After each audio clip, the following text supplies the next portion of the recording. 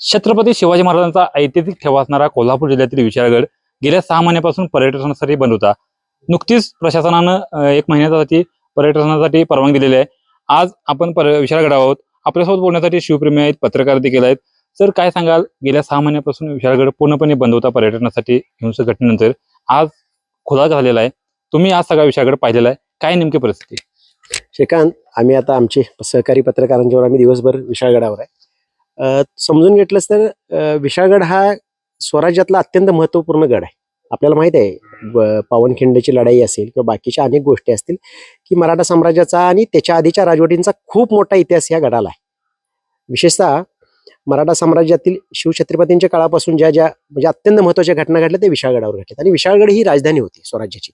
म्हणजे अशा अनेक घटनांचा साक्षीदार असणारा हा विशाळगड 6 महिन्यापूर्वी जी हिंसक घटना घडली त्यानंतर संचारबंदी लावली आणि संचारबंदीनंतर इथलं जे जीवनमान होतं, काही मोजके गड किल्ले आहेत महाराष्ट्रात की ज्या गडांवर लोक वस्ती आहे. जसे पन्हाळगड असेल तसाच विशाळगड आहे. तर इथल्या लोकांना हे दुर्गम भाग असल्यामुळे इथे शेती होत नाही, बाकीच्या अर्थार्जनाची साधनं नाहीत.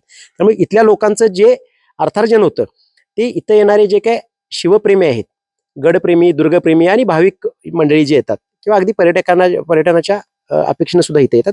तर गडावर येणाऱ्या त्या लोकांच्या कडून इथं जे काही छोटे मोठे व्यवसाय होतात त्या व्यवसायातून या लोकांचं अर्थार्जन होत होतं आणि 600 ते 700 लोकांची लोकवस्ती इथं आहे. तर 6 महिन्याच्या काळामध्ये मात्र हे सगळं बंद झाल्यामुळं अर्थार्जनच थांबलं आणि त्यामुळे इथल्या 80% घरांना कुलूप आहेत. काही मंडळी कोकणात गेलेत, काही मंडळी खाली कोल्हापूरमध्ये MIDCला वगैरे कामासाठी गेलेले आहेत. आणि आता आज सुरुवात झालेली आहे. आजपासून इतिहासप्रेमी वगैरे यायला सुरू होईल आणि मला वाटतं या राज्य सरकारचं आणि प्रशासनाचं सुद्धा ह्या गडाकडे दुर्लक्षच आहे. ऐतिहासिक गड म्हणून इथं काही झालेलं नाही. इथल्या खानाखुणा, इतिहासाच्या पाऊलखुणा याकडे अजिबात दुर्लक्ष झाले. मला वाटतं शासनाने याकडे लक्ष द्यावं आणि हे लक्ष दिलं तर गडप्रेमींची, इतिहासप्रेमींची आणि लोकांची एज आहे इथं वाढेल आणि एक चांगला ठेवा, एक चांगलं शौर्याचं प्रतीक, शौर्याचं प्रेरणास्थान असणारा हा गड कायमस्वरूपी राहील. लोकांची संख्या वाढेल आणि मूळ जे नागरिक आहेत ज्यांनी इतिहास इथला जपलाय ती मंडळी इथं येऊन पुन्हा त्यांचं अर्थार्जन सुरू झाल्यानंतर हा इतिहास जपण्याचा एक म्हणतो ना निरंतर प्रवाह आहे. अगदी 700-800 वर्षाचा इतिहास, मोठा इतिहास आहे गडाला, तरी सुरू राहील. पण आजचं चित्र आम्ही बघितलं त्यावेळी असं झालं की बरीच घरं बंद असल्यामुळे इथे लोक पण कमी आहेत आणि जी लोक इथं आहेत त्यांच्या पोटापाण्याचं हाल पण दिसतं. त्यातलं खूप वास्तव दिसलं. नक्कीच सर, सरकारने याकडे लक्ष दिलं पाहिजे असं मत आहे. आपण शिवप्रेमी देखील आहात, पत्रकार देखील आहात. पत्रकाराच्या नजरेतून आजचा विशाळगड आणि गेल्या अनेक वर्षाचा विशाळगड काय नेमकं वास्तव? मी गेली 25-30 वर्षाला किल्ले विशाळगडावर येतोय. आजचा विशाळगड आणि मागील काही दिवसापासून जे विशाळगड चं रूप झालं होतं त्याच्यामध्ये खूप फरक जाणवला. आत्ताचा विशाळगड हा त्या मुंडा दरवाजाकडे जाताना आम्हाला प्रशस्तपणे जाता आलं. जो अतिक्रमणाच्या विळख्यात, प्लास्टिकच्या विळख्यात, कचऱ्याच्या विळख्यात, अगदी इथं टाकलेला जो मलबा होता त्याच्या विळख्यात जो विशाळगड सापडला होता तो काही अंशी आता दुर्लक्षित म्हणजे गायब झाल्याचा दिसतोय. म्हणजे हे अतिक्रमण निघाले. पत्र्याच्या शेड ज्या रस्त्यावरती फरसबंदी मार्गावरती उभा केल्या होत्या त्या सगळ्या निघालेल्या आहेत. अतिक्रमण काढून जे शेड उभी केली होती सगळे ऐतिहासिक ठिकाणाच्या जागेवरती, तर ती आता निघायला लागलेत. पाठीमागे जो हळूहळू अतिक्रमणाच्या विळखात जाऊन तो एक गुरफटलेला किल्ला आता हळूहळू कमी होताना दिसायला लागला. म्हणजे अतिक्रमण जर अशाच पद्धतीनं प्रशासनानं काढलं आणि मूळ इमारती जर आहेत त्या ठेवल्या, म्हणजे त्या मूळ रहिवाशांची जी काही घरं आहेत ती असतील, बाहेरून येऊन लोकांनी काही कागदपत्र नसताना अतिक्रमण केलेले आहेत, कुठल्याही पुरावे आधारित कागद इथं इमारती बांधलेल्या आहेत, त्या आता काढायला सुरुवात केलेल्या आहे प्रशासनानं. पावसाळ्यामुळे ते काही अतिक्रमणाच्या मोहिमा थांबवल्या होत्या त्या परत सुरू करण्यात असं कळतंय. जर सगळं अतिक्रमण निघालं तर पुन्हा एकदा गड हा चांगल्या पद्धतीनं व्यवस्थित होईल. गडाचं पुनर्वैभव गडाला प्राप्त होईल आणि गड पुन्हा एकदा चालता बोलता खेळता राहील. म्हणजे इथं पर्यटक येतील, इथं शिवभक्त येतील, इथं इतिहास अभ्यासक येतील आणि महाराष्ट्रातूनच तर नाही देशभरातून इथं पर्यटक मोठ्या संख्येने येतील. परंतु प्रशासनानं इथं लक्ष ठेवायला पाहिजे. पुन्हा अतिक्रमण होऊ नयेत याची काळजी घ्यायला पाहिजे आणि जी काही शिल्लक अतिक्रमण राहिलेले आहेत तीही अतिक्रमण आता काढून टाकायला पाहिजे. खरं तर इथं मूळ नेमकं काय संदर्भ आहे, या किल्ल्याचा नेमका संदर्भ मूळ काय, अतिक्रमण असतील किंवा इथं बघण्यासारखं काय आहे नेमकं? गडावरती खूप ठिकाण आहेत. म्हणजे एक तर आपण लक्षात घ्यायला पाहिजे की ही स्वराज्याची राजधानी होती.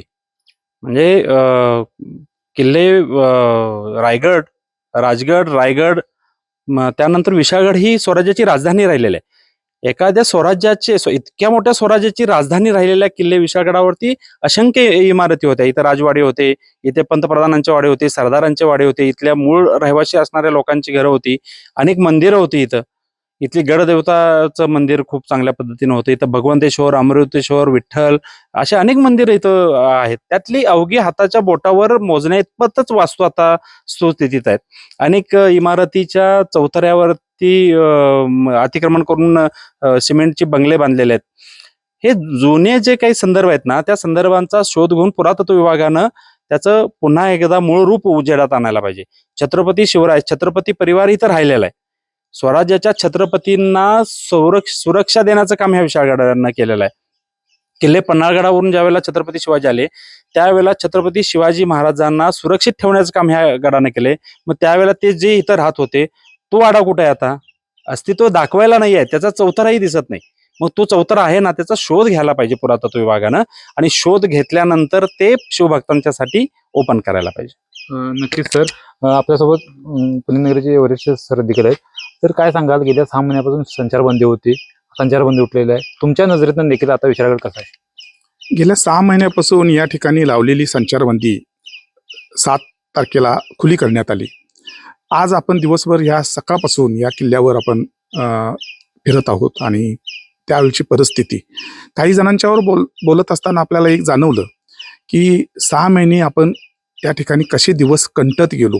अक्षरशः एक एक सेकंद जगताना काय यातना सहन कराव्या लागल्या, काय भोग भोगावे लागले, हे फक्त आम्हालाच माहिती. त्यांच्या डोळ्यातून अश्रू येण्याचे सुद्धा बंद झालेले होते. या ठिकाणी हिंदू आणि मुस्लिम या दोन्ही समाजात म्हणजे ऐक्याचं प्रतीक म्हणून ह्या विशाळगडाकडे पाहिलं जातं.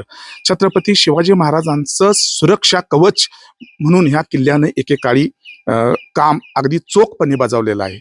पुरातत्व विभागानं ह्या किल्ल्याचं जी ऐतिहासिक पार्श्वभूमी जी आहे आणि पर्यटकांचा ओढा, त्याचबरोबर गडप्रेमी जे असतील त्यांच्यासाठी ह्या ठिकाणचा जो असणारा माहितीचा खजिना, त्याचबरोबर अनेक विद्यार्थी म्हणजे महाराष्ट्रातील असू देत किंवा देशभरातील रिसर्च करणारी किंवा संशोधन करणारे जे विद्यार्थी आहेत की जुन्या पुराणे जे किल्ले आहेत आणि छत्रपती शिवाजी महाराजांचा एकूण ऐतिहासिक पराक्रमाची गाथा किंवा ऐतिहासिक पराक्रम एका पिढीपासून दुसऱ्या पिढीकडे पोहोचवण्यासाठी जे काही कार्य करायला पाहिजे, या कार्याची माहिती जाणून घेण्यासाठी म्हणून शासनानं, राज्य शासनानं किंबहुना केंद्र सरकारनंही याच्याकडे खूप चांगल्या पद्धतीनं लक्ष दिलं पाहिजे. याच्यामध्ये कुठलाही राजकीय अभिनिवेश न आणता या किल्ल्याचं पुनर्जीवन, या किल्ल्याचं वैभव, या ऐतिहासिक इथल्या जाणीवा, या ऐतिहासिक इथल्या पाऊलखुणा संपूर्ण जगासमोर आणून देण्यासाठी भारत सरकारनं किंबहुना राज्य सरकारनं एकमेकाच्या हातामध्ये हात घालून हा ऐवज खुला करण्यासाठी सातत्याने या ठिकाणी मदत केली पाहिजे. मला वाईट वाटतं, 4-5 तास आम्ही या किल्ल्याच्या भोवतानी परिक्रमा करत आहे किंवा किल्ल्यावर आम्ही परिक्रमा करत आहे. अतिशय ओंगळपणे दिसलेलं हे प्रदर्शन होतं. या ठिकाणी अतिक्रमणाचा विळखा होता, प्लास्टिकचा तरी ठिकठिकाणी ढीग साचलेले होते आणि अशा अवस्थेमध्ये इथल्या स्थानिकांची फार मोठी कुचंबना झाल्याचं दिसत होतं. 4-5 महिन्यापूर्वी जो काही प्रकार घडला, अनुचित प्रकार घडला की अतिक्रमणाच्या विषयावरून, त्यानंतर या किल्ल्याकडे येण्यासाठी म्हणून खबरदारीचा उपाय म्हणून जिल्हा प्रशासनानं या ठिकाणी संचारबंदी जारी केलेली होती. या काळामध्ये हा किल्ला टोटल निर्मनुष्य होता, हे इथलं वास्तव आहे. म्हणजे उदाहरण द्यायचं जर झालं, एखादा म्हणजे मध्यंतरी काही स्थानिकांच्या बरोबर बोलताना असं समजलं की काही अनवधानानं काही उपचारासाठी गेलेली दवाखान्यामध्ये किंवा रुग्णालयामध्ये त्या ठिकाणी एखाद्याचा निधन झालं तर त्याची डेड बॉडी इथं आणण्यासाठी, त्याच्यावर अंत्यसंस्कार करण्यासाठी इथं माणसं मिळत नव्हती. ह्याच्यासारखं दुर्दैव नाही.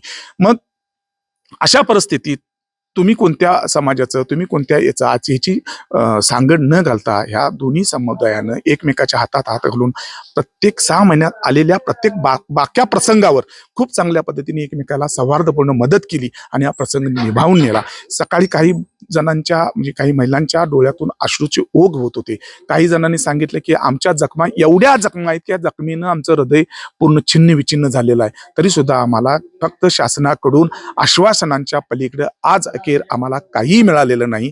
आम्ही आशा करतो की किमान आता तरी शासनानं भेदभाव न करता एक छत्रपतींचा ऐतिहासिक वारशाचं जतन होण्यासाठी आणि किंबहुना आम्हीच या ठिकाणी राहणारी जी मूळ लोक आहोत किंवा मूळ लोकसंख्या आहे, त्यांच्या अर्थार्जनासाठी, त्यांच्या जीवनाला सोपस्कार म्हणजे चांगल्या पद्धतीनं जीवन कंटण्यासाठी या ठिकाणी सगळे नियम म्हणजे नियमामध्ये चौकटीत बसून या ठिकाणी चांगला भरघोस निधी द्यावा आणि त्या निधीची अंमलबजावणी योग्य प्रकारे होते किंवा नाही यासाठी एक त्रयस्थ समिती नेमून त्याच्यावर निर्णय घ्यावा असं इथल्या लोकांचं मत आहे. मला पण तेच वाटतं. तरच या छत्रपती शिवरायांचा हा ऐतिहासिक पराक्रम, ऐतिहासिक जाज्वली इतिहासाचा आपण पराक्रम सर्व अखंडपणे पुढच्या पिढीला पोहोचवण्यासाठी आपण समर्थ ठरू शकतो. तर सर बघितलं एकीकडे कोट्यावधी गड संवर्धनासाठी सरकार खर्च करत असतं, मात्र स्वराज्याची राजधानी असलेल्या विशाळगडचा गेल्या अनेक वर्षात वाईट संदेश गेलेला आहे.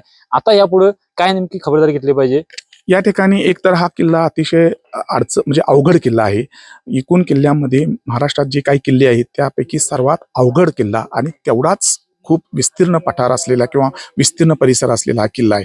या ठिकाणी येण्यासाठी म्हणजे सरकारनं, राज्य सरकारनं, केंद्र सरकारच्या माध्यमातून किंवा पुरातत्व विभागाच्या माध्यमातून पर्यटकांचा जास्तीत जास्त ओढा कसा वाढेल यासाठी प्रथम इतिहासाची उजळणी किंवा इतिहासाची माहिती अक्षरशः संपूर्ण यंत्रणा म्हणजे सोशल मीडियाचे सगळे प्लॅटफॉर्म असतील, प्रसिद्धी माध्यम असतील, अजून काय कॅम्पेनिंग असेल या पद्धतीने करणं गरजेचं आहे. तर महाराष्ट्रासह देशभरातला परदेशातला जो पर्यटक आहे, जो अभ्यासक आहे, जो संशोधक आहे ते या ठिकाणी भेटी देतील.